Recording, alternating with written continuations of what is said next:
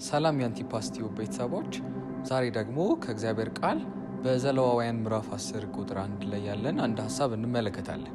በዘሌዋውያን ምዕራፍ 10 ቁጥር 1 ላይ የእግዚአብሔር ቃል እንዲህ ይላል፣ የአሮን ልጆች ናዳብና አብድዩ እያንዳንዳቸው ጥናን ወስደው ፍም አደረጉባቸው፣ ዕጣንም ጨመሩባቸው፣ እርሱ ያላዘዛቸውንም ያልተፈቀደውን እሳት በእግዚአብሔር ፊት አቀረቡ።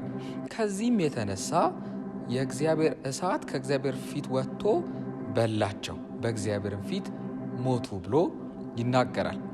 በመጽሐፍ ቅዱስ ውስጥ ከሚያስገርም ታሪክና ደግሞ ከሚያሳዝን ታሪክ መካከል አንዱ ይህ ነው።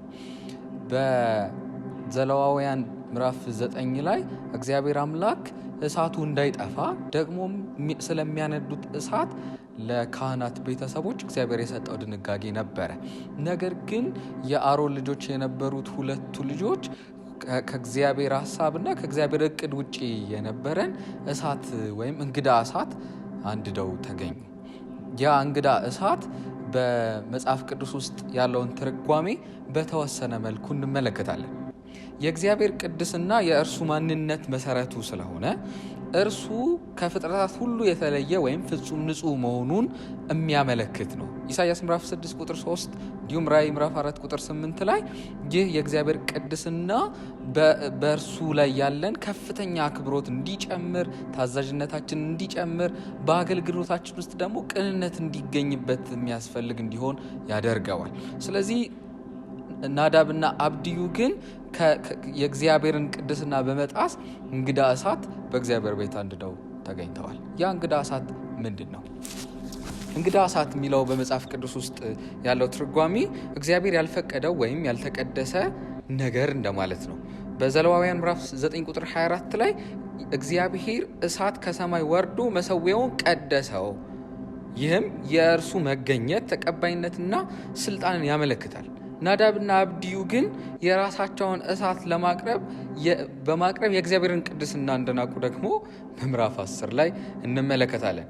የእርሱ ልዕልናን ከሰው ፍላጎት ጋር ለማዛመድ ሞከሩ። ስለዚህ አገልግሎት በራስ ፍላጎት፣ በራስ ጥረትና በራስ ተነሳሽነት የሚደረግ ሳይሆን ለእግዚአብሔር ባለን የቅድስና ፍርሃት፣ ለእግዚአብሔር ባለን መገዛት ላይ የተመሰረተ እንደሆነ ለማስተማር የእግዚአብሔር እሳት ደግሞ ከእግዚአብሔር ፊት ወጥቶ ሁለቱ ልጆች እንደበላቸው መጽሐፍ ቅዱሳችን ያስተምረናል።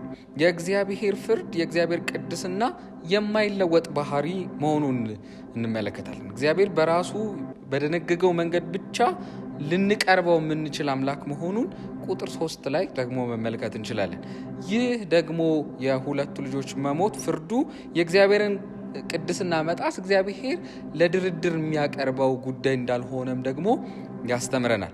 ስለዚህ እንደ ካህናት እንደሚያገለግል ሰው የእግዚአብሔርን ማንነት፣ ስልጣን በተቀደሰ መልኩ በቸልተኝነት ልንመለከተው የሚገባ እንዳልሆነ እንድንማርበት ከዚህ ክፍል እግዚአብሔር ይህ ቃል እንዲጻፍልን አድርጓል። ስለዚህ በእግዚአብሔር ቤት እንግዳ እሳት፣ በእግዚአብሔር ቤት እግዚአብሔር ያልፈቀደውን ወይም ያልታዘዘ እሳት፣ ያለ መንፈስ ቅዱስ ያለ መቀጣጠል ከሰው ላይ እንዲጠፋና እግዚአብሔር ደግሞ በዚህ ዘመን ትክክለኛውን የቅድስና እሳት በቤቱ እንድናነድ እንዲረዳን ጸሎቴ ነው።